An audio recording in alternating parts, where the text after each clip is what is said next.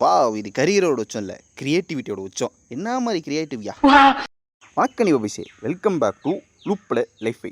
இன்னைக்கான எங்கேருந்து ஸ்டார்ட் பண்ணால் வீட்டிலேருந்து இல்லை ரோட்டில் இருந்த டேரெக்டாக நம்ம லொக்கேஷன்லேருந்து ஆரம்பித்தோம். நான் உட்காந்துருக்க பொசிஷனில் பார்க்கும்போதே உங்களுக்கு தோணியிருக்கும் என்ன நிலமையில் நான் உட்காந்துருக்குன்னு. வேறு எதுவும் கிடையாது, சங்கீத ஸ்வரங்கள் மொமெண்ட்டு தான்.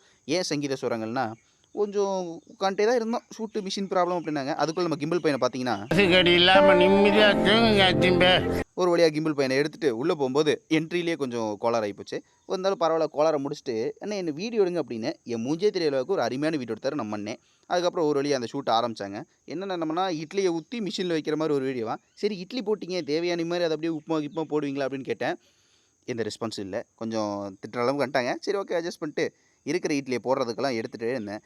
எப்போ இந்த இட்லிலாம் போட்டு முடியும்னா இன்னும் 3 ட்ரே இருக்குது, முடிச்சக்கப்புறம் தான் போடுவேன் அப்படின்ட்டாங்க.